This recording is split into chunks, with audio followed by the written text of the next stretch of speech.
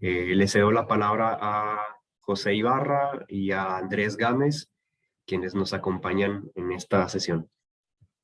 Adelante, José. Buenos días, ¿qué tal? Muchas gracias, David, por la invitación.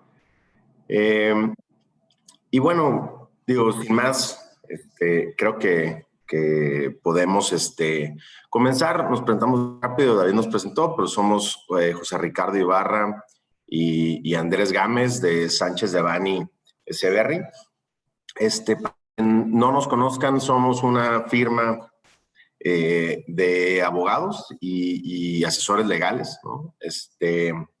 Que tenemos presencia en Monterrey, en la Ciudad de México y en Querétaro.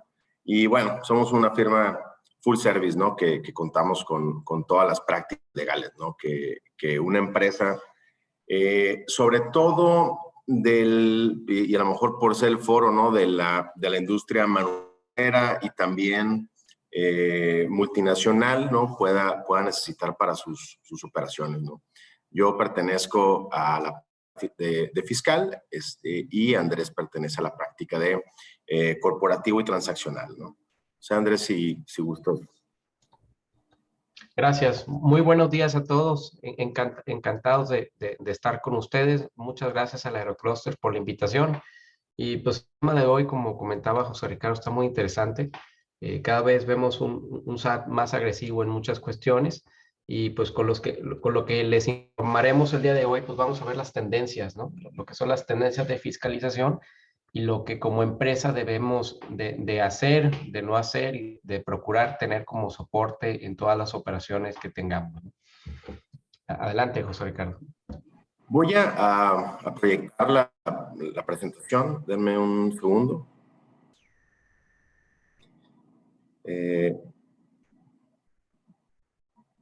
¿Pueden decirme si la ven bien ahí? Sí, se ve pantalla completa. Ok, perfecto. Bueno, ¿no? Como lo comentamos, el tema de hoy es platicar un poco sobre este maestro, ¿no? Que ya es costumbre que el SAT vaya emitiendo y publicando cada año. El tema no es nuevo, no es de este ejercicio, aunque en el flyer venía que nos íbamos a enfocar, ¿no?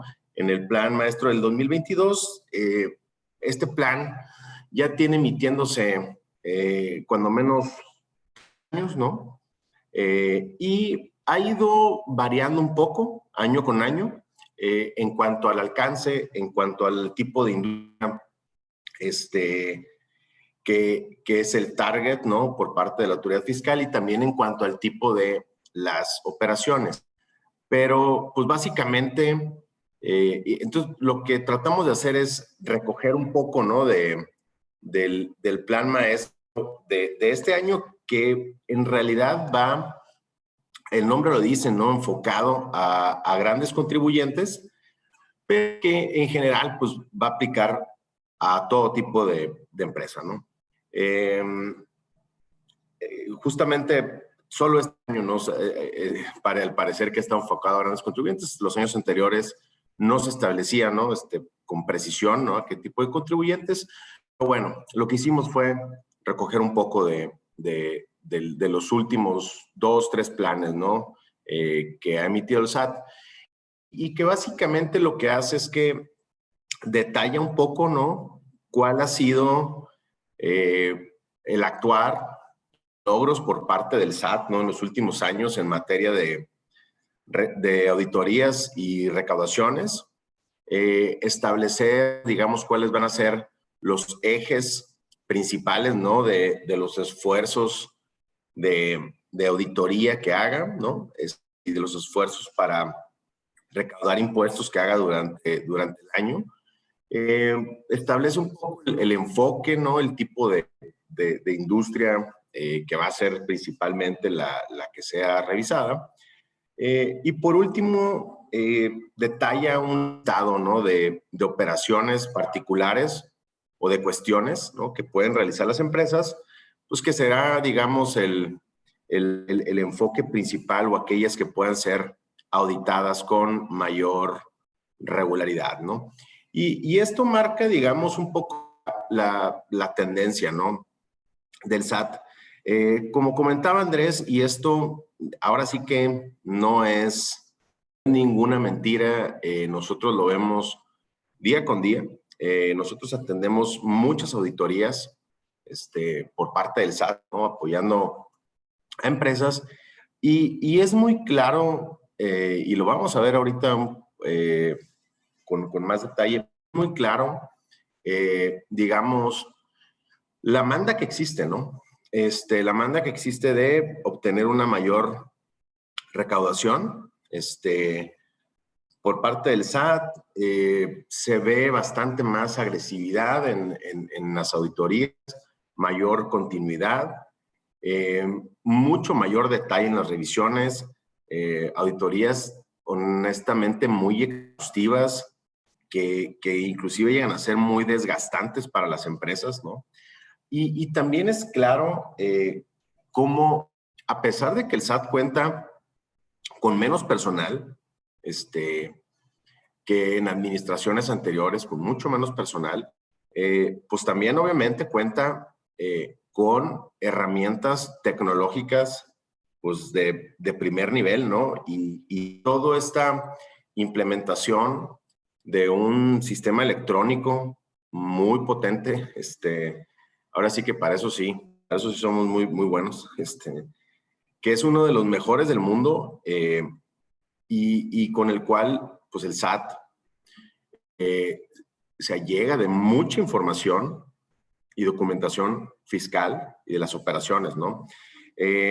A través de reformas fiscales cada año, ¿no?, que en general pues son tendientes a mejorar las facultades de comprobación y las herramientas con que cuenta el SAT, a aumentar pues exponencialmente ahora el número de obligaciones fiscales de los contribuyentes, sobre todo en materia de presentación de declaraciones, avisos, ahora sí prácticamente toda situación que exista.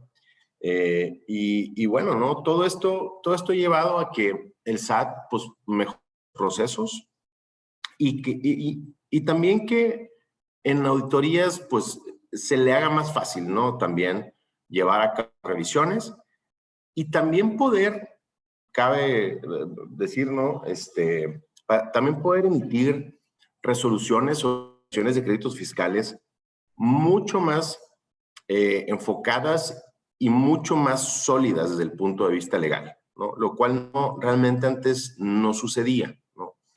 Entonces, todo esto es parte, digamos, ¿no?, de un esfuerzo, ¿no?, que se ha ido gestando en los últimos años y que, bueno, ¿no?, claramente con esta administración se ha exacerbado, ¿no?, en gran medida. Y bueno, también, pues igual, cabe mencionar, ¿no?, un poco del entorno ya más político y de la administración, que se ha notado inclusive, hasta con muchos comentarios, ¿no?, hechos por el presidente, hechos por la jefa del SAT, ¿no?, pues que en cierta medida tienden a notar, ¿no?, que la posición de la administración es, pues yo considero que todas las empresas y son las grandes y las multinacionales y las extranjeras están haciendo todo lo posible para no pagar impuestos, están implementando estrategias fiscales agresivas, etcétera, ¿no? Si ustedes, esto es información pública, simplemente si utilizan en Google, ¿no?, las noticias, si le ponen ahí por ahí, empresa paga al SAT, pues podrán ver que muchas empresas muy grandes pues han tenido, ¿no?, que realizar pagos de impuestos muy importantes, ¿no?, por cantidades que van en los cientos de millones y los miles de millones de pesos por operaciones que realizan que, en consideración del SAT, pues bueno, tendrán alguna cuestión con la que no están de acuerdo, a pesar de que muchos pues sean legales, ¿no? Y no tengan tema, ¿no? Esto ha sido pues una tendencia importante. Entonces, entrando un poco en materia, ¿no? De lo que es el plan maestro, vamos a decir, para este año, ¿no? Este plan, el plan de este año en particular, ¿no? O el plan se publica de manera anual desde el 2019. Este año se publicó el 17 de abril del 2022, ¿no? Como les comento, en este año con un enfoque a grandes contribuyentes, ¿no? Que para aquellos que no estén familiarizados, pues son las empresas más grandes del país, ¿no? Aquellas que obtienen montos de ingresos acumulables anuales que exceden aproximadamente de 1.600 millones de pesos. Pero como les digo, no solo, el enfoque no solo en este tipo de empresas, ¿no? Porque también se está viendo en empresas medianas y en empresas chicas también, ¿no? Y lo vemos todos los días. Ahora, ¿cuál es el objetivo? Esto bien, lo dice textualmente, ¿no? La redacción del plan, ¿no? ¿Cuál es el objetivo del plan? Pues incrementar las labores de recaudación de impuestos en general a través de las mejoras en los procesos de fiscalización, ¿no? Entonces, ya, ahora sí que desde el premio no nos podemos dar cuenta que pues es un plan bastante bien armado, ¿no? Bajo el SAT, lo que busca y lo que espera es recaudar más con menos esfuerzos, ¿no? En mayor medida, ¿no? Y la justificación de esto, pues, si quieren verlo así, estos son números que el SAT ha publicado, digo, de ahí a que sean completamente reales, pues no lo sabemos, pero la justificación de esto es, digamos, el éxito que este plan ha tenido y pues esa es la razón, ¿no? Por la cual se ha publicado todos los años y se espera que se esté publicando y se siga implementando, ¿no? Según el plan de este año, la recaudación de impuestos a través de auditorías por parte del SAT supera bastante, ¿no? A los de la administración anterior, ¿no? Según los números, en solo 3 años, en los primeros 3 años del gobierno, se alcanzó el 86% del total de la recaudación de impuestos obtenida por la administración anterior en el sexenio anterior, ¿no? Entonces, casi en 3 años, al parecer, se ha recaudado lo mismo que el gobierno anterior recaudó en toda su gestión. Entonces, pues, si continúa, obviamente, esta tendencia, ¿no? Al final, ¿no? El monto de impuestos recaudados del SAT, ¿no? A través de la fiscalización, ¿no? Pues podría ser de 1.7 a 2 veces mayor que el gobierno anterior, ¿no? Realmente, pues sí, estos números son muy importantes, ¿no? Y un poco, pues, invitan, ¿no? A la reflexión por parte de las empresas, y ahorita vamos a hablar un poco más con detalle de este tema, pues a que implementen medidas y acciones para poder, obviamente, atender y afrontar una auditoría por parte del SAT y obviamente mitigar riesgos, ¿no? Lo vamos a comentar ahorita con más detalle, pero de verdad, lo decía ahorita, las auditorías son tan exhaustivas, ¿no? El nivel de detalle y documentación que pide el SAT hoy, información, pues es bastante extremo, ¿no? Entonces, muchas veces, y siendo realistas, ¿no? La mayoría de las situaciones o de las cuestiones no se dan por por temas de una disputa en una interpretación legal, ¿no? De la ley, de temas de fondo, sino en su mayoría por temas documentales realmente, por falta de preparación para poder atender la auditoría, para presentar la información y documentación en tiempo. Y esto pues básicamente deriva pues, de una falta de planeación, ¿no?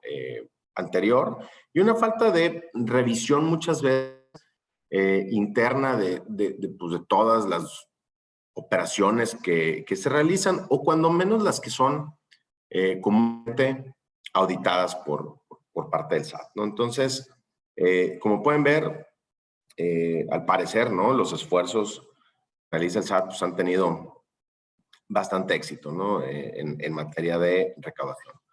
Ahora, ya entrando un poco más a detalle, ¿no? ¿Cuáles son los ejes principales, ¿no? En que se enfoca el plan maestro.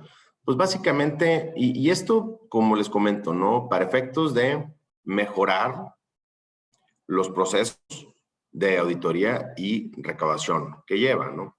Entonces, el primer eje que se menciona, ¿no? Es la programación de actos de fiscalización nuevos, ¿no?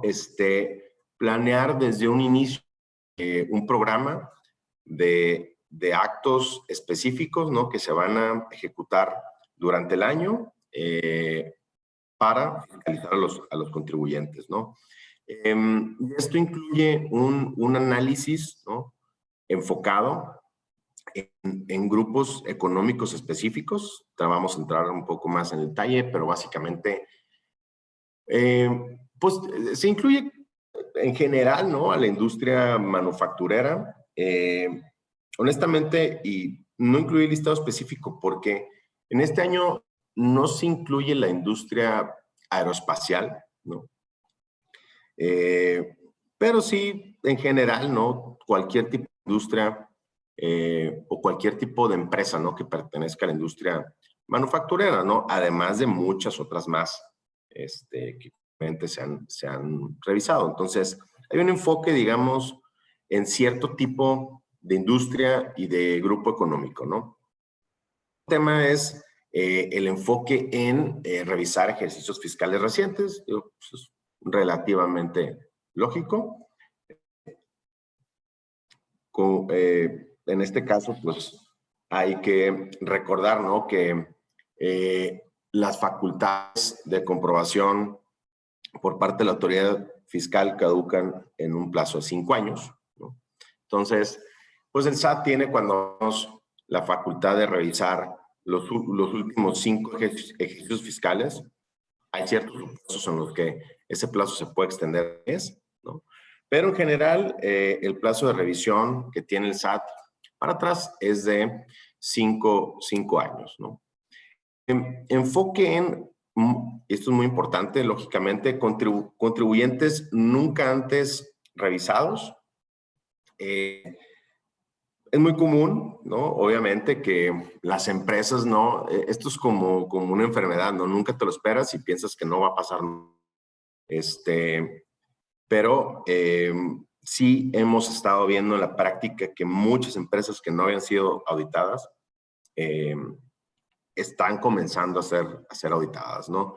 Y para esto, créanos que el SAT tiene, como les comento, ¿no? En todo este sistema electrónico que tiene implementado, pues tiene, pues, como parte, ¿no? Varios softwares, ¿no? Que le arrojan métricas y focos rojos, etcétera, ¿no? Entonces, es muy sencillo, lógicamente, para la autoridad fiscal hoy saber qué contribuyentes no han sido auditados antes, ¿no? Para poder iniciar facultades, ¿no? Y revisarlos. Esto es, digamos, que el enfoque general, ¿no? El siguiente eje es el fortalecimiento de los actos de fiscalización que estén en proceso, ¿no? Fortalecer las auditorías. que ya se encuentren abiertas, pero pues lógicamente esto también aplica para aquellas futuras, ¿no? Y este eje se enfoca básicamente, y lo platicábamos ahorita, en comunicar observaciones más sólidas a los contribuyentes. Es decir, y esto también ha sido, cuando menos en la práctica, un poco algo sorprendente, ¿no? Ver las resoluciones que emite el SAT hoy en día versus las resoluciones que emitía hace varios años, ¿no? Donde claramente existe un mayor desarrollo de argumentos por parte del SAT para soportar sus resoluciones. Se nota un mayor análisis técnico de los temas. Obviamente, pues, una serie de argumentos mucho más extensos y, como lo comentamos, más sólidos, ¿no? Para poder defender su punto, ¿no? Además de que los procesos del SAT hoy en día, pues realmente, a diferencia de años anteriores donde se cometían muchos errores en cuestiones formales o cuestiones de procedimiento, ¿no? Hoy en día estas auditorías o los procedimientos ya están muy estandarizados, ¿no? Entonces, además de que casi todo se hace a través de medios electrónicos, ¿no? Buzón tributario, etc. Entonces, realmente el margen de error en cuanto a temas formales por parte del SAT, pues se ha disminuido en medida, ¿no? Antes era muy común que en muchas auditorías se defendieran, ¿no? O muchas resoluciones de auditoría se defendieran por cuestiones de forma, de procedimiento, ¿no? Errores cometidos durante el procedimiento en cuanto a notificaciones, etcétera. Esto, honestamente, ya no sucede. Bueno, también la mejora, ¿no? En cuanto al análisis de fondo y cómo lo plasman en las resoluciones, pues obviamente dificulta en una medida muy importante pues la defensa de una resolución donde se liquida un crédito fiscal a un contribuyente en una auditoría. Y esto pues también lleva en muchas ocasiones que se promueva, se force un poco, ¿no? A los contribuyentes, pues a que tengan que opten por corregir su situación fiscal en lugar de irse a un litigio, ¿no? A pelear alguna liquidación de un crédito fiscal, ¿no? También lo hemos visto muy seguido, ¿no? Es dar seguimiento a juicios y a recursos de revocación. Hay que recordar, para que lo sepan, cuando un contribuyente es sujeto de una auditoría donde se le determina y se le liquida un crédito fiscal, un impuesto emitido, el contribuyente tiene la opción de presentar lo que se le llama recurso de revocación, que es una especie de apelación que se presenta ante el mismo SAT, ¿no? Ante la administración jurídica ante la administración jurídica del SAT, ¿no? Y que es una etapa previa ya a ir a un juicio en el Tribunal Fiscal, ¿no? La presentación de este recurso de revocación ante el SAT opcional para los contribuyentes. También pueden optar por ir directamente al Tribunal Fiscal, inicio un litigio. Pero en la práctica, muchas veces es recomendable, ¿no? Iniciar cualquier proceso, ¿no? de defensa ante un crédito fiscal, presentando un recurso de revocación, ya sea porque durante el proceso de auditoría no se presentaron las que se deberían haber presentado, lo cual está permitido dentro del recurso de revocación. Se pueden presentar pruebas adicionales que no fueron presentadas durante la auditoría, lo cual hoy en día, por ciertos criterios emitidos por la Suprema Corte del Poder Judicial, está prohibido ya en el juicio de nulidad en el Tribunal Fiscal. Entonces, Muchas veces se usa este recurso para esto. O también, para que lo sepan, para poder seguir, digamos, de cierta medida, el proceso de revisión. Es muy común que, y también esto pasa por falta de tiempo durante un proceso de auditoría SAT, que o no se alcance a presentar toda la documentación o el SAT no la alcance a revisar, ¿no? Todas las auditorías, por regla general, se tienen que cerrar dentro de un plazo de un año. Entonces, a veces pasa que no hay tiempo para las dos partes para poder concluir el tema, y al presentar este recurso de revocación ante el SAT, se puede continuar dentro de su sustanciación, ¿no?, con la revisión o inclusive con un proceso, digamos, por decirlo de esta manera, de negociación, ¿no?, con el SAT. Entonces, siempre da un poco más de tiempo, ¿no?, para poder continuar con este tema. Entonces, este eje de seguimiento a juicios y recursos de revocación, lo que busca, y se lo comentaba, ¿no?, es evitar juicios, ¿no?, y también resolver los recursos de revocación invitando a la autocorrección por parte del contribuyente. Entonces, lo que el SAT busca, lógicamente, es pues llegar a acuerdos, ¿no?, donde los contribuyentes, en caso de que se considere que se deben autocorregir, lo hagan, ¿no? Si no se pudo dentro del proceso de auditoría, que lo hagan dentro del proceso del recurso de revocación ante el SAT, ¿no? Para evitar, obviamente, litigios fiscales tediosos que duran años, etcétera, ¿no? Esto, pues, lógicamente, cuando el contribuyente considera, ¿no?, que sí existe la posibilidad, ¿no?, de autocorregirse. Evidentemente, todas las empresas tienen el derecho a defenderse, ¿no?, y a litigar cualquier cuestión o cualquier crédito fiscal que les impongan, pero también muchas veces por practicidad, a fin de evitarse toda la carga administrativa que conlleva para un litigio de muchos años, honorarios, etcétera, pues prefieren pagar, corregir su situación y pagar algún rubro que haya sido revisado, ¿no?, aun y cuando no estén de acuerdo. También lo vemos seguido en la práctica.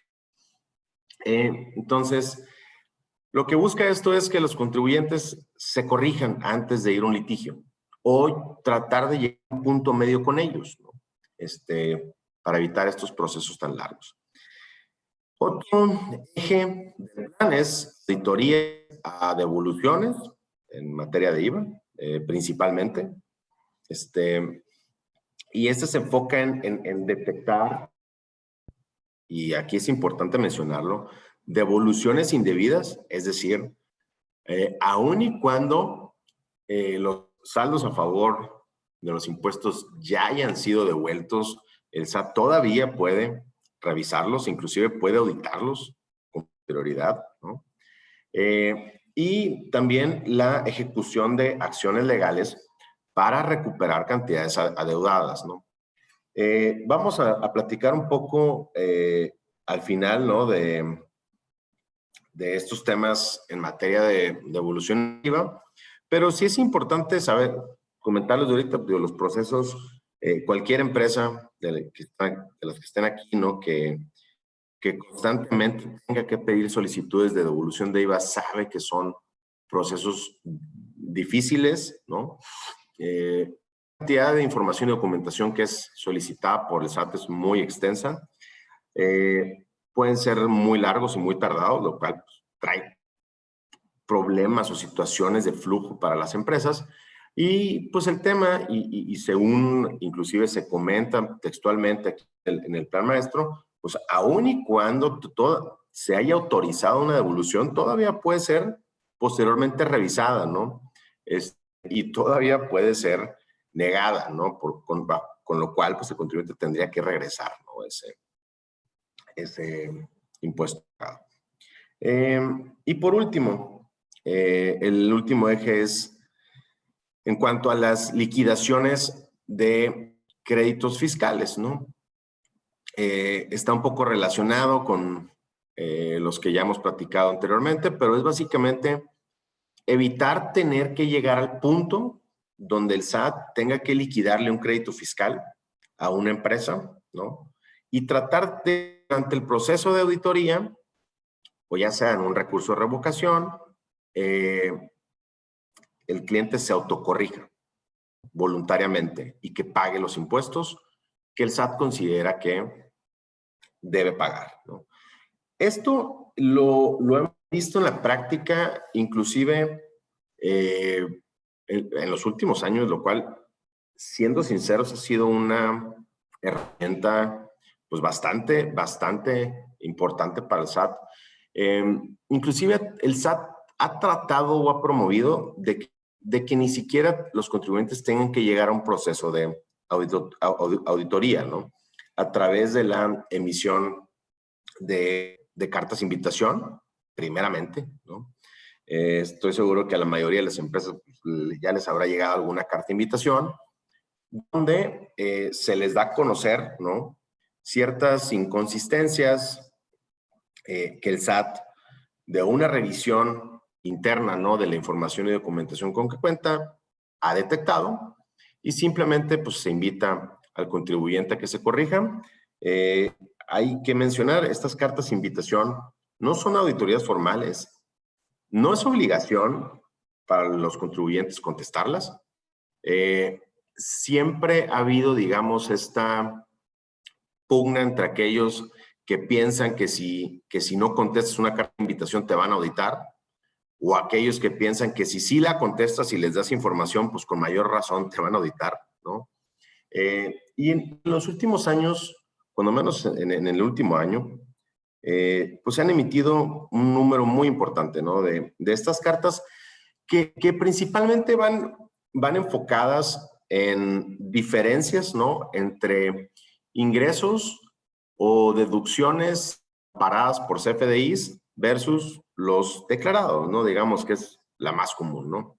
Entonces, realmente, de nuestro lado, nuestra recomendación es contestarla en la medida de lo posible. Pero, pues también esto ha llevado a, bueno, y también otra carta muy común que ha habido es en materia de retenciones. Pero pues esto ha llevado a que muchos contribuyentes prefieran, en el momento en el que les llega la carta de invitación y de una revisión que realizan, pues simplemente pagar, ¿no? Si encuentran alguna inconsistencia, ¿no? Porque pues consideran que esto puede ser la antesala a una auditoría, donde, pues cabe decir, ¿no? Evidentemente las auditorías son más extensas, se pueden enfocar en muchos otros rubros que no están incluidos en las cartas de invitaciones. Entonces, pues muchas veces, en lugar de arriesgarse a ser auditados, pues prefieren corregir su situación fiscal, ¿no? También otra medida, ¿no?, a través de la cual pues, ha buscado evitar liquidaciones es a través de la presentación, o más bien a través de acuerdos, de solicitudes de acuerdos conclusivos que presenten los contribuyentes ante la PRODECON. Probablemente a más de uno les habrá tocado aquí, ¿no?, iniciar este tipo de procesos cuando está en alguna auditoría. Y la verdad es que sí cabe la pena mencionar, estos procesos de acuerdo conclusivo, pues honestamente sirven, son bastante buenos, ¿no?, para poder dar al cliente, ¿no?, un poco más de tiempo, respiro y poder continuar negociando o presentando documentación e información durante el proceso de auditoría que tal vez por el tiempo de auditoría no se pudo haber hecho, ¿no? En estos procesos básicamente es como un tipo de mediación, ¿no?, entre el contribuyente y el SAT, donde la PRODECON actúa como un tipo de mediador, ¿no? No es una autoridad durante el proceso, pero la verdad es que sí sirven mucho, ¿no?, para el flujo y el intercambio de información. Hay mesas de trabajo que pues, se llevan a cabo, ¿no? Donde en persona, ¿no? El contribuyente puede hablar con el SAT, con la PRODECON, ¿no? Como observador. Y la verdad es que ha servido mucho, ¿no? Para poder llevar a las partes a un punto medio, ¿no? En caso de que se necesite. Nosotros utilizamos este medio, ¿no? Constantemente, y la verdad es que nos ha resultado de mucho beneficio. Y el último, a través de la promoción de la comunicación, ¿no? La comunicación del SAT con el contribuyente, invitarlo a sus oficinas, a que se sienten a platicar, dándole a conocer de manera anticipada las observaciones que puede haber habido en la auditoría, ¿no? Cada vez es más común que te hablen por teléfono del SAT, que te inviten a una videoconferencia, que te conectes para platicar con ellos, que te inviten a sus oficinas y ahí mismo, vamos a decirlo, te leen la cartilla, ¿no? Te dicen, oye, mira, antes de que tenga que llegar a la resolución, te informo y te aviso que encontré todo esto en la auditoría. Entonces, ¿cómo ves? Te invito a que te corrijas, ¿no? No hay necesidad de tener que llegar, ¿no? A una resolución, un crédito fiscal y a un litigio, ¿no? En esto. Entonces, estos son, digamos, que los ejes principales del plan maestro. Créanos que en la práctica se nota la implementación. Todo esto que estoy comentando no solo es porque lo vea en el plan, lo vemos en la práctica y nos pasa constantemente. Entonces, pues realmente ha sido un esfuerzo importante, ¿no? Y ahora, ya entrando en más detalle todavía, ¿no? Y creo que esta es la parte medular, ¿no? Del plan maestro, ¿no? ¿Cuáles son los rubros de fiscalización que se establecen? Como les comento, recogí algunos de planes anteriores, del año pasado, pero el plan establece, ¿no? Un listado específico de los rubros que pueden ser sujetos de fiscalización, es decir, cuáles operaciones en particular o cuáles cuestiones en particular son las que se van a revisar con mayor detalle, ¿no? Entonces, por aquí puse en negritas, digamos, lo más común que puede suceder, ¿no? Dentro de una operación regular de una empresa, ya sea de la industria manufacturera o, por tratarse también de la Cámara Francesa, pues de una empresa multinacional, o sea, es decir, de una subsidiaria mexicana, de una empresa extranjera. Y vamos a platicar ahorita, más adelante, con un poco más de detalle de algunos rubros en particular, ¿no? Pero, bueno, el primer rubro que se menciona es pagos al extranjero. Muy importante, muy común, ¿no? Aquellas empresas que pertenezcan a algún grupo corporativo extranjero o multinacional, lo cual pues, es lo más común dentro de la industria manufacturera aeroespacial, y obviamente pues tratándose de empresas mexicanas que son subsidiarias de empresas francesas, pues lógicamente, ¿no? Es lo más común y cotidiano de su operación que tengan que hacer pagos, ¿no? A sus partes relacionadas del extranjero, a sus matrices en el extranjero, y los conceptos por los cuales se realizan estos pagos pues son muy, muy variados, ¿no? Y es muy importante, vamos a detallarlos ahorita, vamos a platicar de los pagos que las empresas mexicanas hacen al extranjero más comunes, pero es muy importante saber, ¿no? El nivel de detalle que requieren estos pagos, ¿no? En cuanto al cumplimiento de obligaciones fiscales es bastante extenso, ¿no? y las posibles implicaciones que pueden derivar son muy importantes también, ¿no? Entonces, vamos a platicar ahorita de esto, ¿no? Otro rubro es la revisión de pérdidas fiscales, ¿no? Cada vez, y esto también nos ha tocado bastantes veces, ¿no? En auditorías, que el SAT revise la aplicación, la amortización de pérdidas fiscales de ejercicios anteriores, donde en algunas ocasiones inclusive llega a extremos, ¿no? De tratar de revisar información y declaraciones de ejercicios anteriores para comprobar que las pérdidas fiscales también que son reales. También, muy importantemente, un rubro que he revisado es la transmisión de pérdidas fiscales, ¿no? Anteriormente, pues era muy común que empresas buscaran de cierta manera o establecieran ciertas estrategias basadas en la adquisición o en la fusión, ahorita vamos a platicar un poco, de empresas con pérdidas fiscales, ¿no? Para poder disminuir el impuesto, ¿no? A pagar. Y bueno, desde hace unos años, primero que nada, pues hace bastantes años ya que se estableció que las pérdidas fiscales no se transmiten por fusión.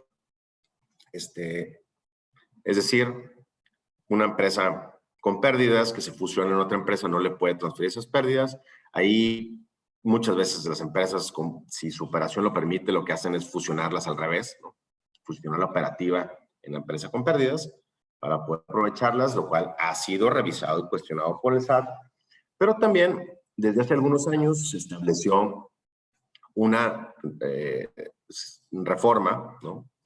A la ley fiscal que también limita, ¿no? En gran medida la transmisión de pérdidas fiscales entre empresas, ¿no?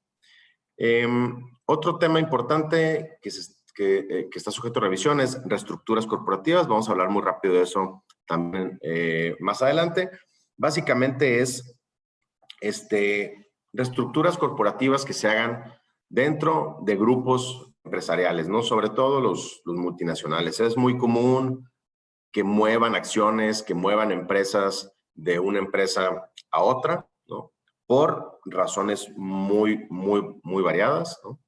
Pero esto es un tema también que va a estar siendo revisado.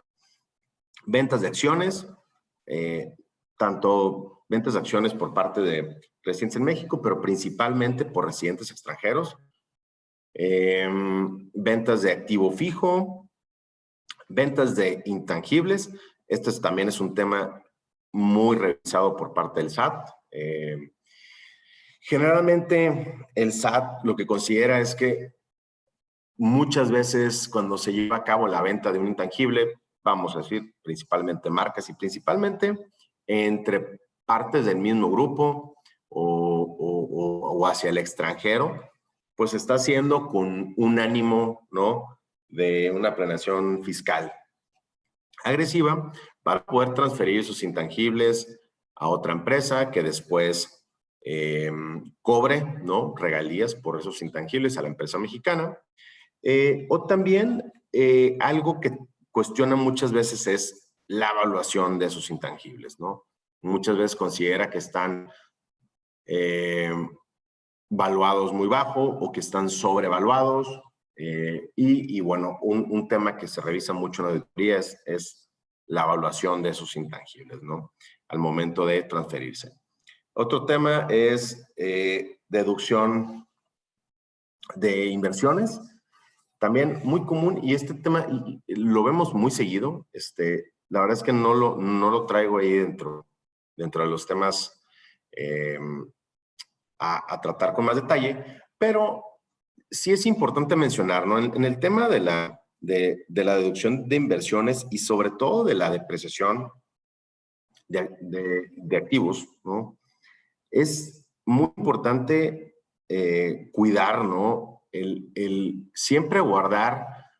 Hoy en día no hay tanto problema, ¿no? Porque ya las facturas son digitales, ¿no? Con los FDIs y tenemos estados de cuenta bancarios digitales, etcétera. Pero lo que sí hemos visto en auditoría es que muchas veces ya que los activos se deprecian en un número de años muy largo, ¿no? Y que inclusive puede llegar a 20, ¿no? Hay empresas que están siendo revisadas hoy en día que les están pidiendo el soporte documental de activos que compraron hace 20 años, facturas, comprobantes de pago, ya inclusive llegando al extremo de que tengan que demostrar, ¿no?, la materialidad en cuanto a la adquisición del bien, y de operaciones que sucedieron hace muchos años, inclusive cuando estas cuestiones, cuando las facturas y los estados de cuenta eran de papel, ¿no?, ni siquiera electrónicos, ¿no? Entonces, pues bueno, ha sido complicado. Entonces, sí la invitación es para aquellas empresas que estén depreciando activos, revisar la integración total de sus activos y tratar de identificar y asegurarse que se cuenta con todo el soporte documental, ¿no? Incluyendo aquel que sea en papel, ¿no? Hay que escanear todas las facturas, los comprobantes de pago, cheques, estados de cuenta bancarios de años en los que eran en papel, y obviamente conservar ahora los que son electrónicos, ¿no? Sí, por ahí nos ha tocado ver algunas determinaciones en ese sentido, y la verdad es que pues ante el SAT no se puede argumentar que eran de papel. Es documentación que conforme a la ley se tiene que tener, ¿no?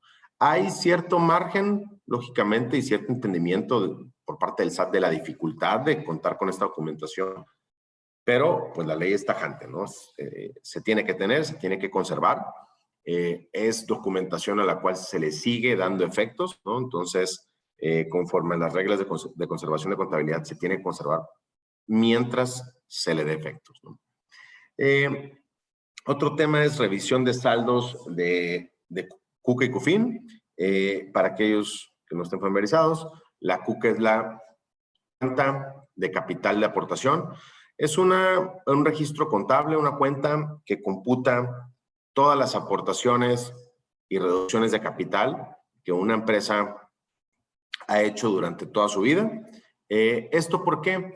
Porque los reembolsos de capital que se paguen a socios o accionistas a través de reducciones de capital están libres de impuestos. No pagan impuestos en la medida de que provengan de esta cuenta que comentamos, de la KUKA, ¿no? Entonces, el SAT también lo hemos visto muy seguido.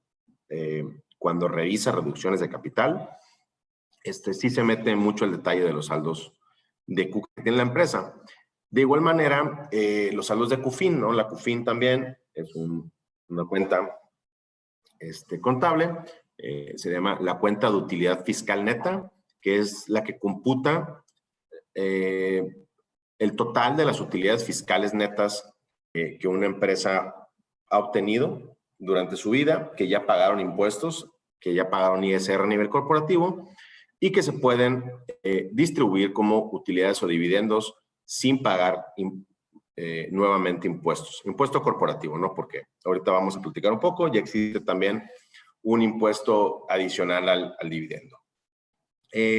Otro rubro de los revisados es regímenes fiscales preferentes. Estos son los que se conocen como paraísos fiscales, pagos realizados a paraísos fiscales o ingresos obtenidos a través de paraísos fiscales. Aquí hay que recordar, porque generalmente cuando alguien escucha paraísos fiscales se imagina pues los más comunes, ¿no? Todas las islas del Caribe y todo esto, donde no se paga impuestos. Es importante que sepan, no necesariamente es así, ¿no? Un régimen fiscal preferente es cualquier país, ¿no? Donde la tasa de impuesto aplicable a un cierto ingreso es 75% o menos del impuesto que se pagaría en México, ¿no? Y esto lleva a, en general, tasas, países, o más bien esto lleva a que se puedan incluir como paraísos fiscales a países con tasas de tributación más o menos como del 22.5%, ¿no? Hay muchos países, incluyendo Estados Unidos, por ejemplo. La tasa de ISR corporativo de Estados Unidos es del 21%. Entonces, en ciertos casos, digo, obviamente hay ciertas excepciones, ¿no?, para la aplicación de este régimen, pero en algunos pagos a este tipo de países, Estados Unidos, Reino Unido, pueden estar sujetos a este régimen. Repatriación de capitales es otro rubro que está siendo muy revisado y lo estamos viendo también. Este rubro se refiere un poco más a personas físicas, aunque también puede aplicar a personas morales.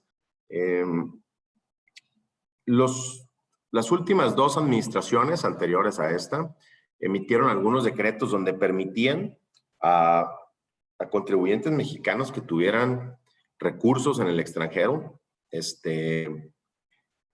ingresos fondos en el extranjero, en bancos extranjeros, que no hubieran pagado impuesto, ¿no? Poder repatriar esos fondos, esos capitales a México, pagando una tasa de impuesto de ISR preferencial, ¿no? Que en algunos casos fue del 4%, del 6%, del 8%, ¿no? En lugar de la tasa de ISR normal que correspondía en el momento, 30% para personas morales, hasta 35% para personas físicas, pues emitió estos decretos. Hubo mucha gente que repatrió capitales, había ciertos requisitos específicos una vez que se repatriaron los capitales, en qué tenía que ser invertido esos fondos para poder aplicar el decreto. Y hoy en día estamos viendo que el SAT está revisando, sobre todo a las personas físicas que aplicaron estos beneficios de estos decretos, los está auditando. Otro rubro que se va a revisar, aplicación de saldos a favor,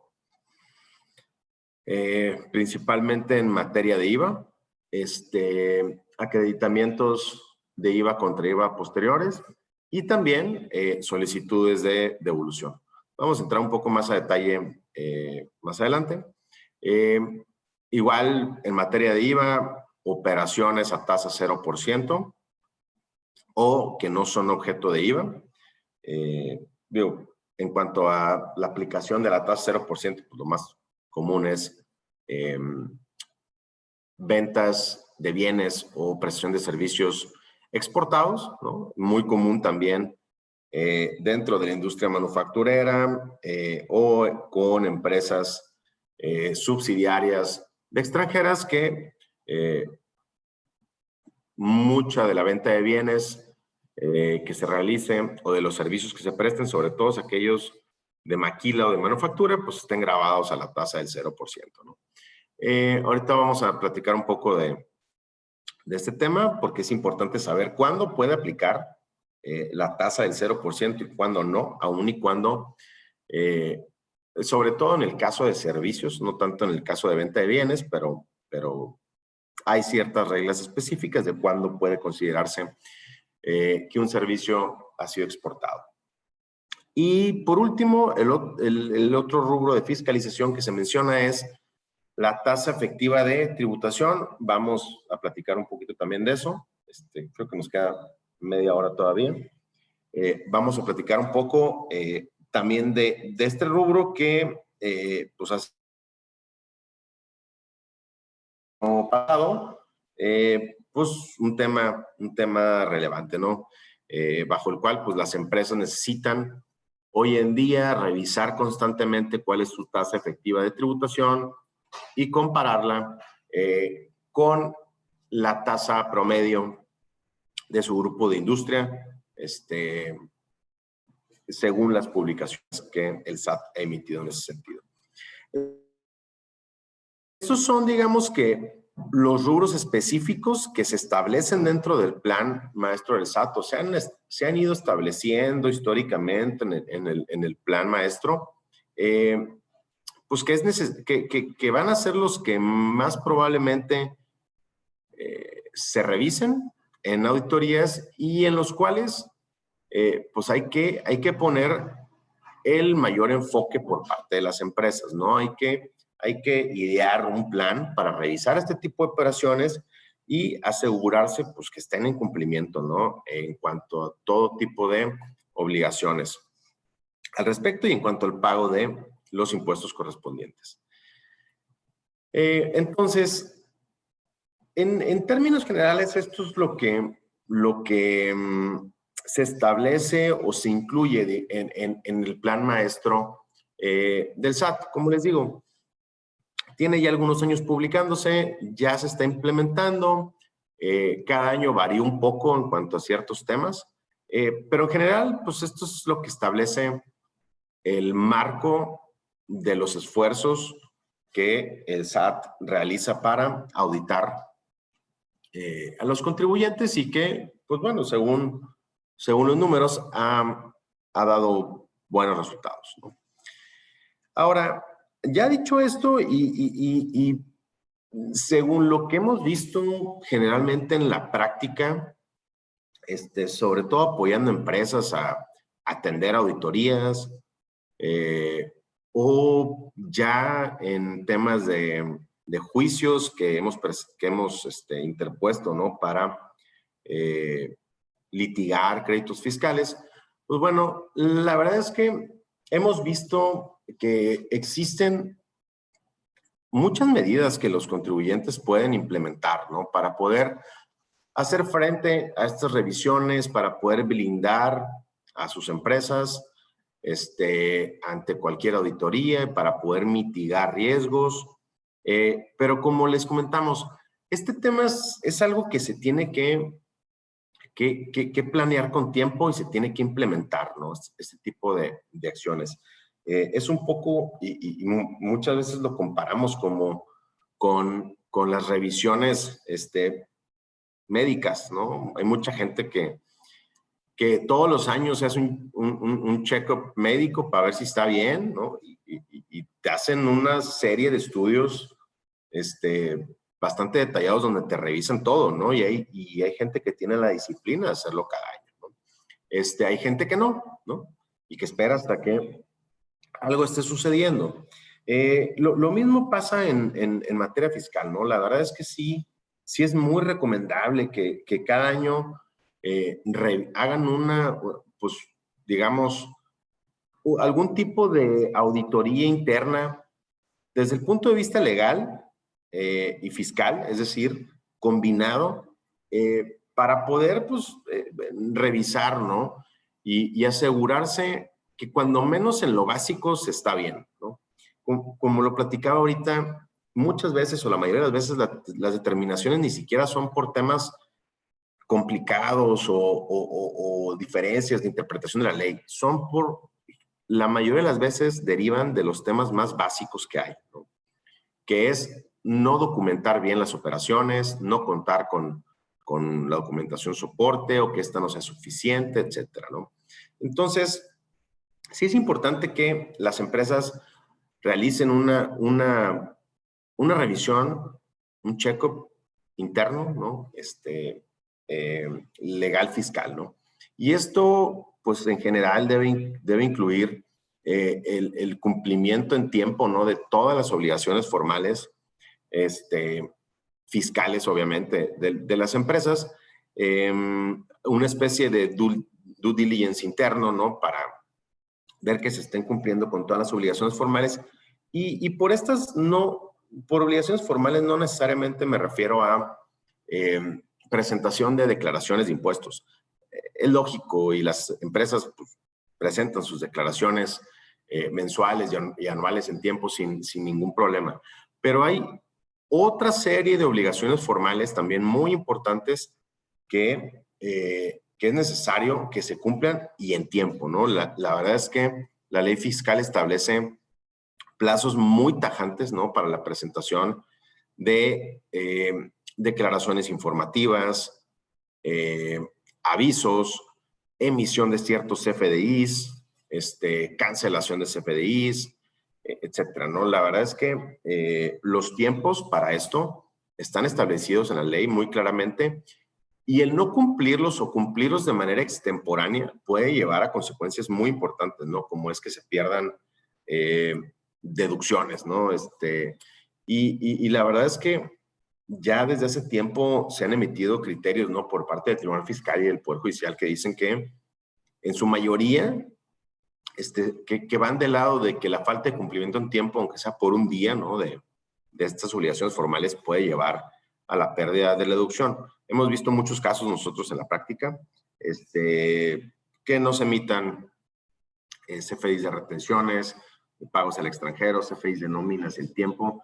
Hay plazos específicos establecidos para ello, ¿no? Entonces, todo inicia a lo mejor desde lo más simple, ¿no? Que es el cumplir con este tipo de obligaciones formales, que se cumplen en tiempo y que se cumplan bien, ¿no? Todas las declaraciones informativas que se tienen que presentar dentro de los plazos, y también con el cumplimiento de las obligaciones corporativas de las empresas, ¿no?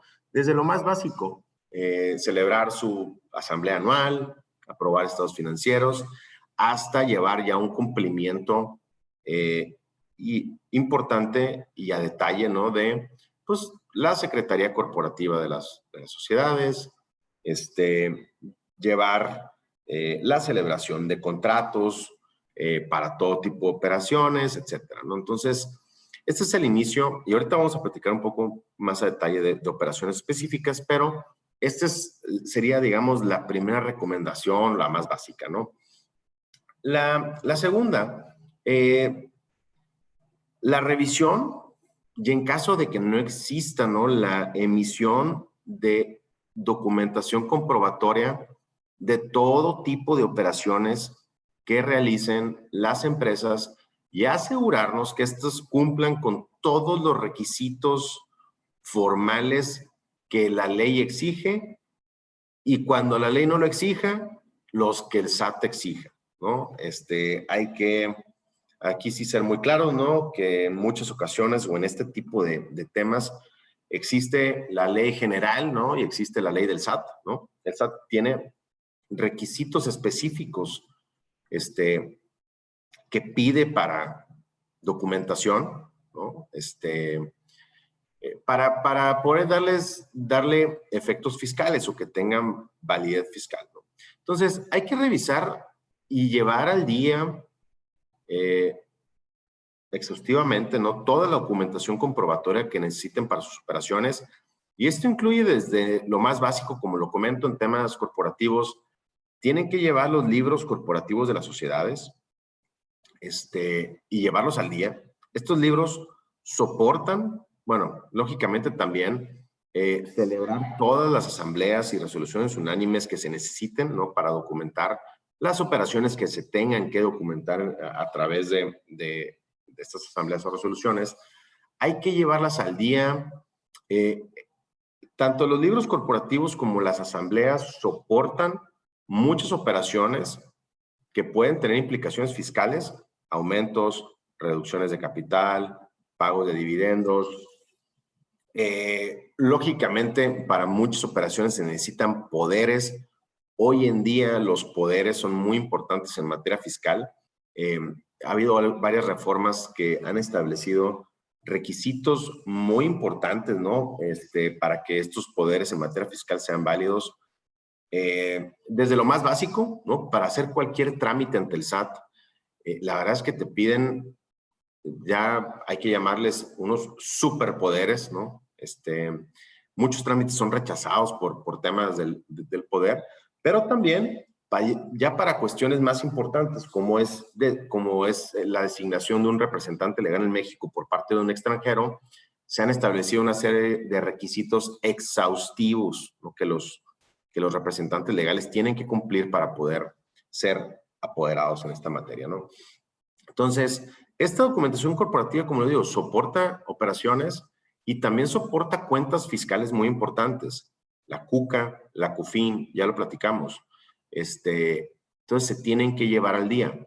Y no solo llevarse al día, se tienen que cumplir con los requisitos formales que la ley establece y también los que el SAT pide, ¿no? Aunque no estén establecidos en la ley. En temas de asambleas, por ejemplo, aun y cuando la ley no obligue a formalizar y protocolizar esas asambleas ante notario o inscribirse en el registro público, la recomendación es hacerlo. Es muy común que el SAT no las considere o no las valide por este tipo de requisitos. Y bueno, a pesar de que existen se puede argumentar y explicar que no son obligatorios por la ley, muchas veces llevan a tener que hacerlo en litigios, ¿no? Entonces, el simple cumplimiento de estas formalidades de manera previa, pues puede ahorrar, ¿no? Algunos dolores de cabeza. Los contratos también, muy importante, todas las operaciones documentarlas a través de contratos. Al tratarse de documentos privados, pues tienen que, desde hace ya un tiempo se emitieron estos criterios en cuanto a que los documentos privados tienen que contar con el requisito de que se demuestre la fecha cierta de los mismos.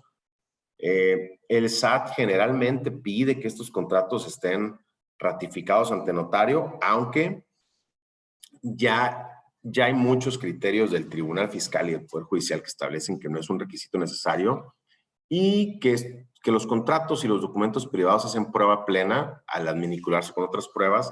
La verdad es que cuando menos los contratos más importantes que tengan, los que soporten operaciones relevantes o por montos importantes, llévenlos a ratificar ante notario, se van a evitar dolores de cabeza en el futuro en auditorías.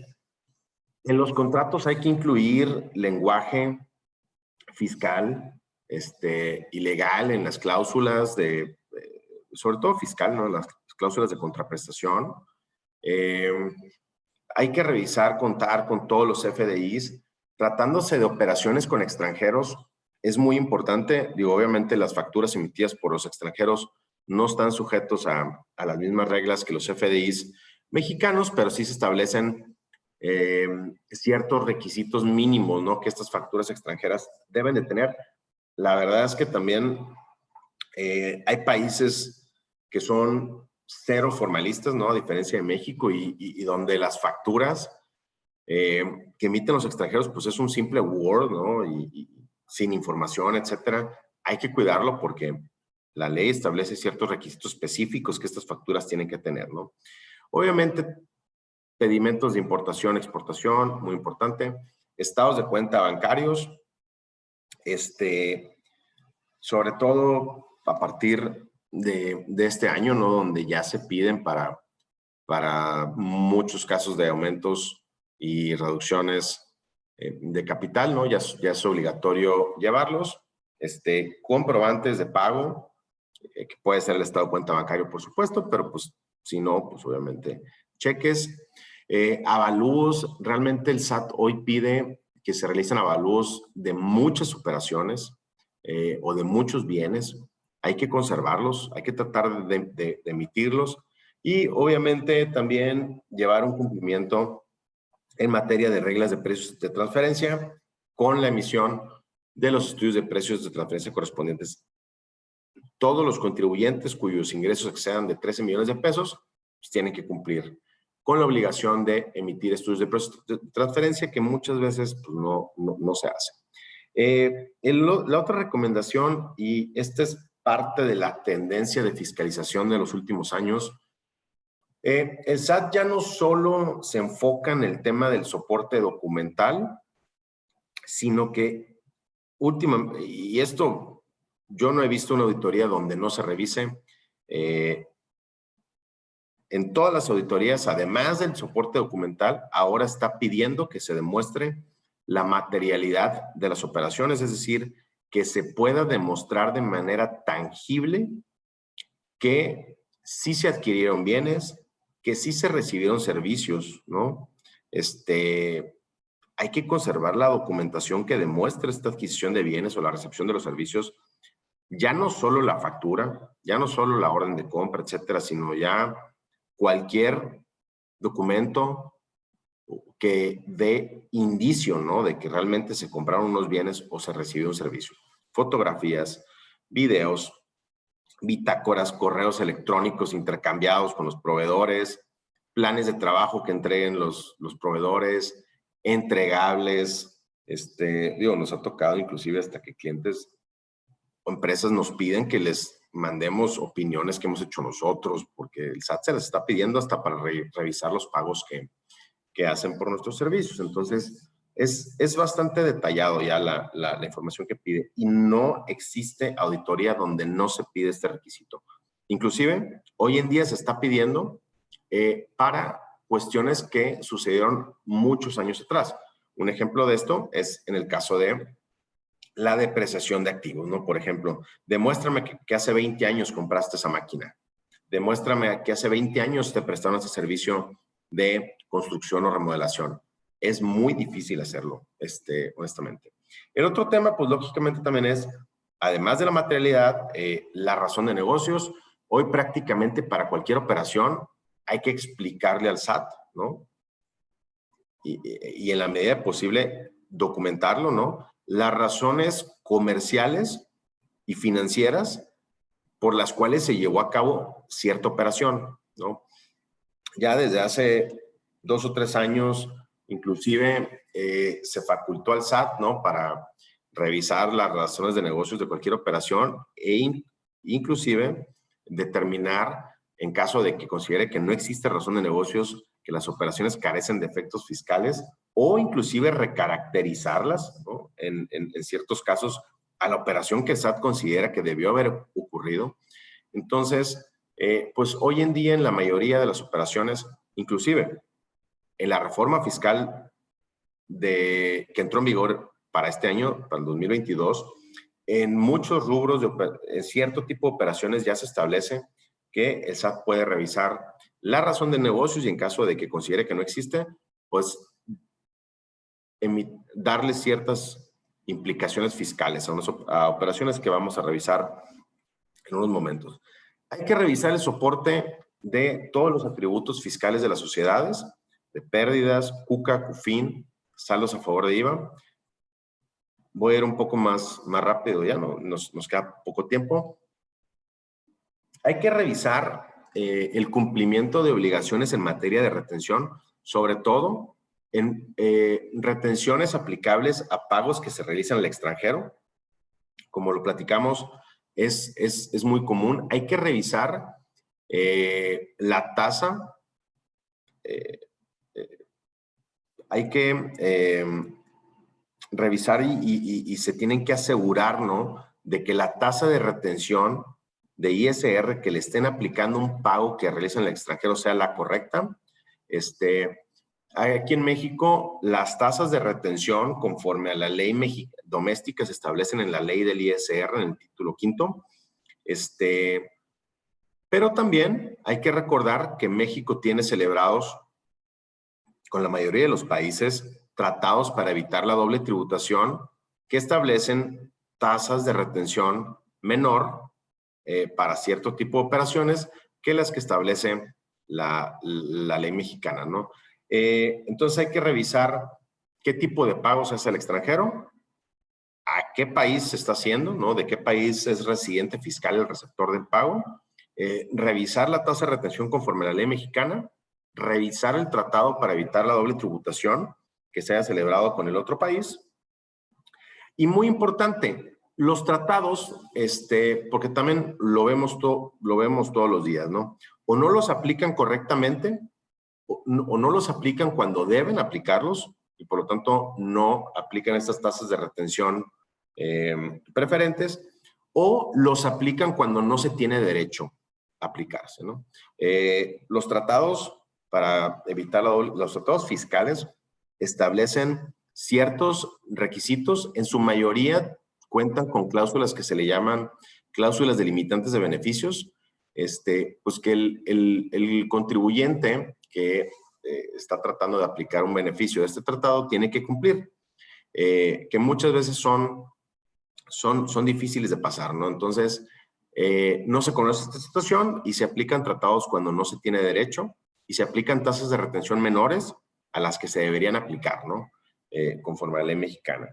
También, muy importante, un tema que se olvida constantemente es cuando se aplique una tasa de retención menor conforme a un tratado, siempre hay que pedir al extranjero su constancia de residencia fiscal emitido por la autoridad fiscal del país del extranjero, ¿no? Este es un requisito formal para que se pueda aplicar la tasa preferencial del tratado.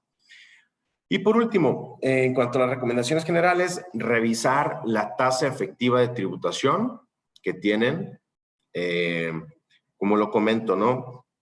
Desde el año pasado, en el 2021, el SAT publicó en su página, ¿no? Las tasas efectivas de tributación promedio que tienen las empresas dependiendo de el sector económico y a la industria que pertenezcan. Si no las tienen por ahí, se las puedo compartir, están publicadas. Y lo que está pidiendo el SAT es que cada empresa calcule su tasa efectiva de tributación. La fórmula para calcularla es básicamente el ISR causado en el ejercicio entre los ingresos acumulables del ejercicio. El resultado es básicamente la tasa efectiva de tributación. Entonces, la tienen que calcular y la tienen que comparar contra la tasa promedio del sector económico e industria a la que pertenece. Si la tasa efectiva de tributación es mayor que el promedio, no hay problema. Si la tasa efectiva de tributación es menor al promedio, entonces el SAT considera que puede haber un tema. Y existe un mucho mayor riesgo de que sean auditados, ¿no? Este es un tema que es relativamente novedoso, pero bueno, el SAT lo está implementando. Entonces, ya nos quedan, creo, 10 minutos. Voy a platicar muy rápido, ¿no? Ya que estábamos en cuanto al tema de que uno de los rubros revisados son los pagos al extranjero, sobre todo pagos intercompañía que se hacen. Voy a comentar muy rápido cuáles son los principales y algunos temas que se deben cuidar en cada uno, porque en general estas son las operaciones más revisadas por parte del SAT en las auditorías, y que, como les comentaba, es muy común que se realicen por empresas de la industria manufacturera o por empresas que son subsidiarias de extranjeras, ¿no? Entonces, las operaciones intercompañía más comunes que se realizan son aumentos y reducciones de capital, ¿no? Que es muy importante, como les comentaba, documentarlo mediante asamblea, protocolizarla, inscribirla en el registro público en la medida de lo posible. Hay que tratar de incluir, ¿no?, dentro de estas asambleas lenguaje, un wording donde se establezca cuál es el saldo de CUCA que va quedando después de cada operación. Lógicamente hay que contar con los soportes de la CUCA, esta cuenta que les comento. Todas las asambleas, libros corporativos, hoy en día es obligación conservar el estado de cuenta, donde se muestren las aportaciones de capital y los pagos de reducciones o reembolsos de capital. Muy importante, desde el año pasado, cuando se capitalicen deudas, es decir, cuando los aumentos de capital deriven de la capitalización de una deuda anterior, es necesario contar con un dictamen de contador público registrado donde se certifique el origen de esa deuda y la validez, ¿no? Y es importante decir, en el tema de aumentos de capital o de aportaciones de capital, si falta algún requisito, esto puede llevar a que el SAT considere que el capital que se recibió pues es un ingreso acumulable, ¿no? Y que lo trate de gravar con ISR. Y en el caso de reducciones de capital, pues que pueda determinar alguna utilidad distribuida grabada, ¿no?, en esta reducción. Otra operación muy común, pagos de dividendos, de igual, ¿no? Hay que documentarlos en la asamblea, protocolizarla. Aquí no es tan importante realmente el registro público, pero bueno, siempre es recomendable. Hay que incluir lenguaje donde para cada pago de dividendos se establezca el saldo de CUFIN, ¿no? Que quedó antes, se tenía antes del pago y el que quedó después. Incluir ahí información sobre la tasa de retención que se aplicó a los dividendos, si se aplicó algún tratado, explicar cuál fue, qué artículo, etcétera. Es importante que esto quede documentado en este tipo de asambleas, ¿no? Obviamente hay que contar con el soporte de la CUFIN para realizar el pago de dividendo, todas las declaraciones anuales de toda la vida de la sociedad y todos los pagos de dividendos que se han hecho. Y también es importante mencionarlo, hoy en día los pagos de dividendos o utilidades que se hagan al extranjero están grabados con una tasa adicional a la tasa corporativa, ¿no?, por la cual se paga impuesto, del 10%, y esta tasa puede ser reducida, esta tasa de retención, al 5% o inclusive se puede exentar, ¿no?, conforme a los tratados, para evitar la doble tributación. Venta de bienes, cuando un extranjero o sus partes relacionadas les venden bienes, como regla general, no hay retención de ISR sobre sus pagos, solo hay que revisar que las facturas que les emiten los extranjeros cuenten con los requisitos que se establecen, que ya platicábamos, y que se conserve el comprobante de pago. Préstamos, aquí sí me voy a detener muy rápido, esto es muy importante, ¿no? Es muy importante documentar los préstamos a través de contratos, que sean ratificados ante notario para que se cumpla con el requisito de fecha cierta. Hay que revisar bien las cláusulas de contraprestación, que establezcan, ¿no?, que los intereses que se pacten derivado del contrato de préstamo son a valor de mercado y cumplen con reglas de precios de transferencia. Aquí en México, la tasa de retención sobre intereses pagados al extranjero, la tasa general, conforme a la ley del ISR, es del 35%. Conforme a los tratados, se puede reducir a 10 o 15%, dependiendo del tratado. Un tema muy importante es revisar los casos de piramidación en el pago de intereses. Es muy común que cuando una empresa extranjera, una matriz, le presta a una empresa mexicana, la matriz le diga, oye, yo quiero que me pagues el interés completo sin aplicar retención. En muchos de estos casos, lo que se hace es que se piramida, ¿no?, el pago, se hace un sobrepago para cubrir el impuesto que correspondería, que la empresa mexicana tendría que retener. Esta situación es muy importante, hay que cuidarla y hay que revisarla con mucho detalle, ¿no?, ya que ese ISR que se está pagando, que se debe haber retenido, también es un ingreso acumulable que también lleva retención, ¿no? Y la verdad es que a veces este tipo de presiones se complica. Importante revisar requisitos de deducción de intereses y también contar, como lo comento, con la documentación formal, el contrato. De otra manera, el SAT puede considerar que los fondos que se recibieron como préstamo son un ingreso que obtuvo la empresa mexicana y grabarlos con ISR. Y aquí sí, un paréntesis muy rápido, muy importante. A partir de la reforma fiscal que entró en vigor en este año, en el 2022, cualquier operación de financiamiento o préstamo que el SAT considere que carece de una razón de negocios, se va a considerar como un crédito respaldado o un back-to-back loan.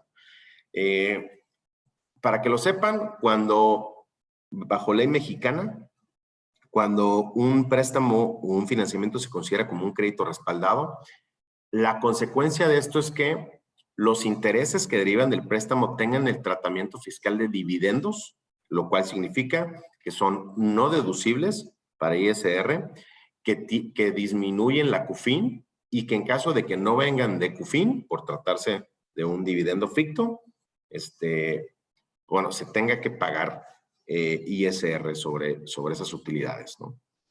Entonces, este tema es muy importante. Hay que tratar, cada vez que obtengan un préstamo a sus matrices, hay que tratar de justificar la razón de negocios por la cual se tuvo que pedir el préstamo, Y esto hay que ligarlo, obviamente, desde el punto de vista financiero, ¿no? La necesidad financiera que se tenía. Hay que documentar el uso que se le da a los recursos del préstamo para fines del negocio. De otra manera, pueden, y va a pasar, y lo hemos visto, se pueden recaracterizar, ¿no? Como un crédito respaldado y los intereses como dividendos.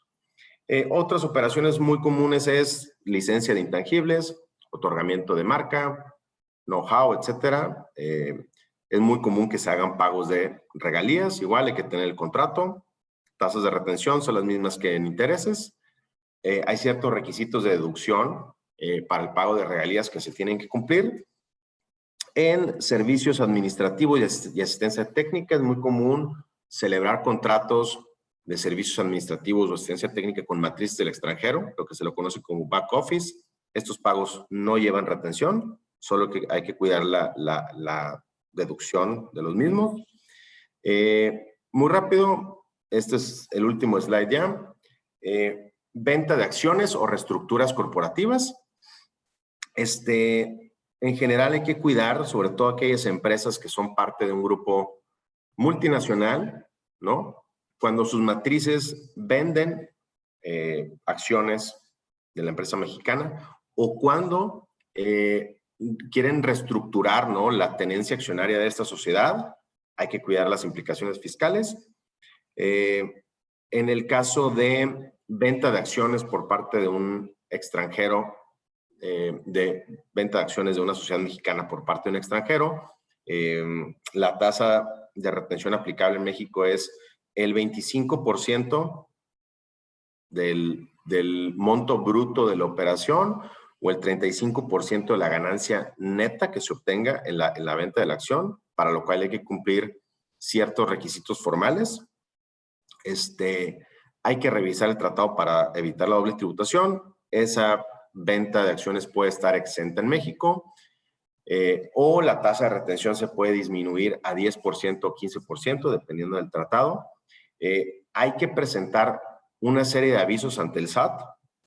Los avisos más comunes en venta de acciones de una empresa mexicana por un extranjero es cuando la venta está exenta por un tratado, hay que presentar un aviso ante el SAT, si no, no aplica la exención.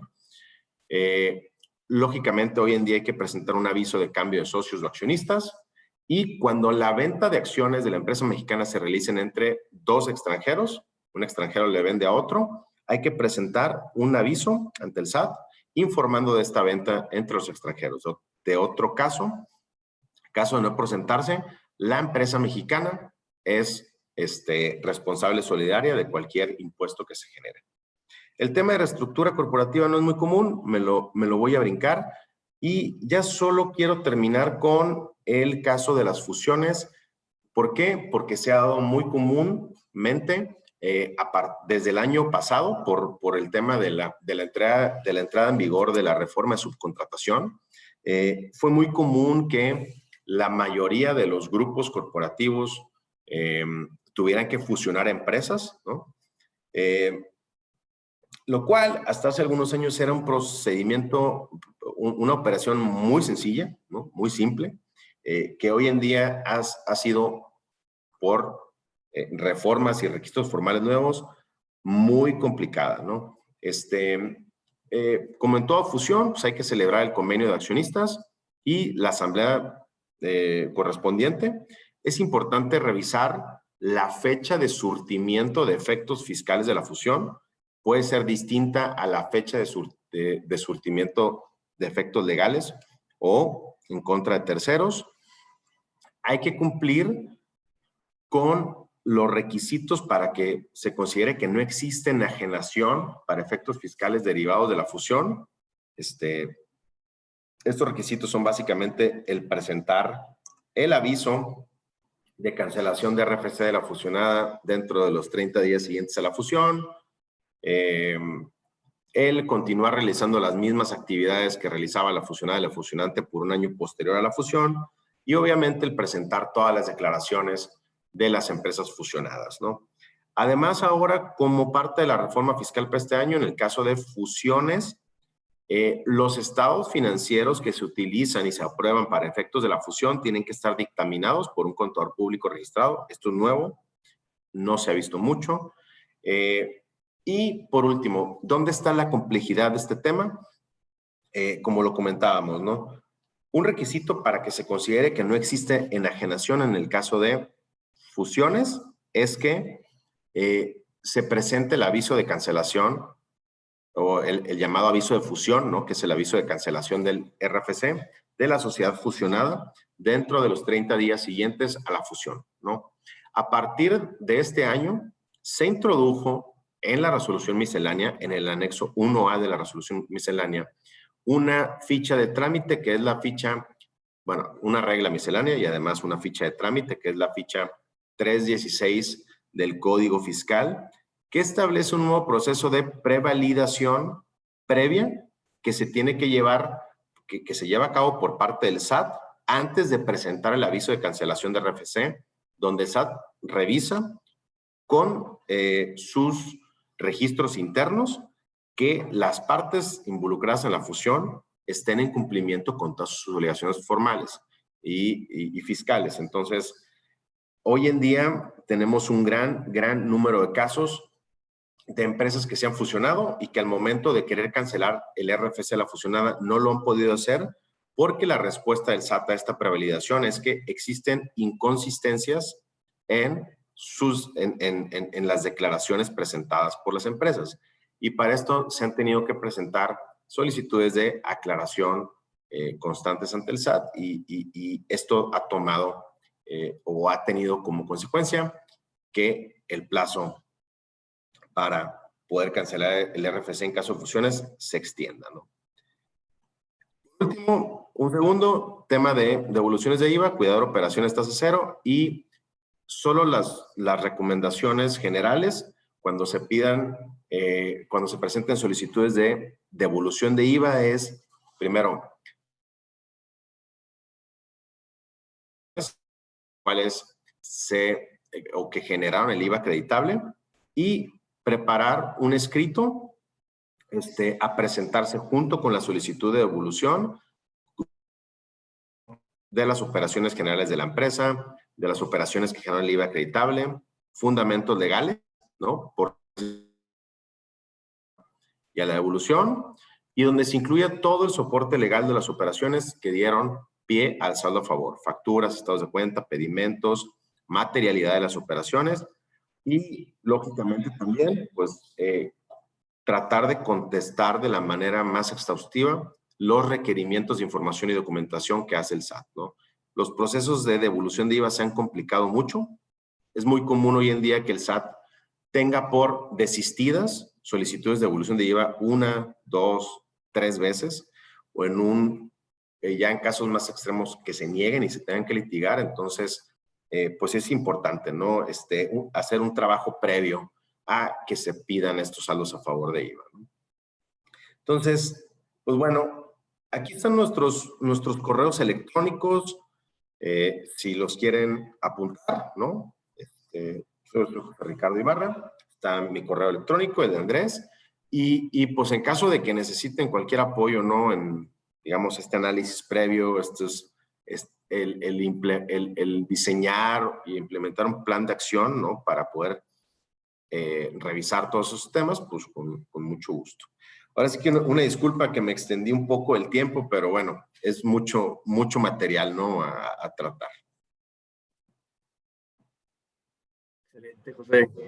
Muchísimas gracias. De hecho, pues no sé si a alguien le gustaría hacer algún comentario o tenga así una pregunta muy específica que sea como que podamos aprovechar en estos 2 minutitos para cerrar. El micrófono está abierto o aquí en el chat del webinar. Buenos días. Buenos días. Mi nombre es Yadira Aguilar y yo tengo una pregunta así, bueno, a lo mejor ese es un tema muy extenso, pero me ha tocado ver muchas invitaciones de revisión profunda de años anteriores.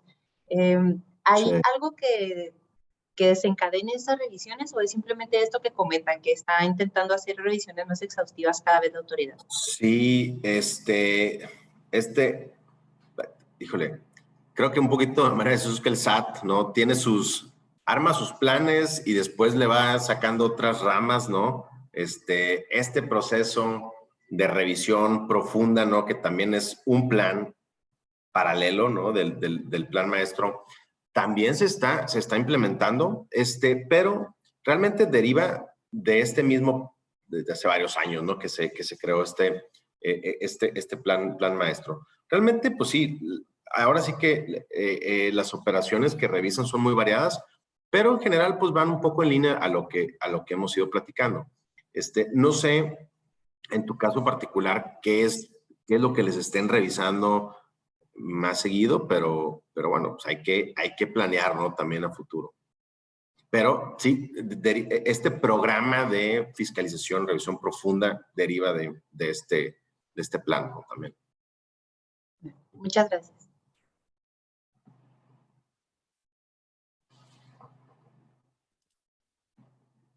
Bueno, no sé si hay alguien más, si no, agradecemos a José y a Andrés por el tiempo, por la disposición. También les comento que esta grabación se va a subir a nuestro canal de YouTube por si quieren volver a revisar algún tema en específico, algún punto, y estará abierto al público el video. Entonces, pues, sin más que agregar, muchas gracias, José, Andrés, y a todos los asistentes. Muchas gracias a ustedes por la invitación y obviamente estamos a la orden para cuando gusten.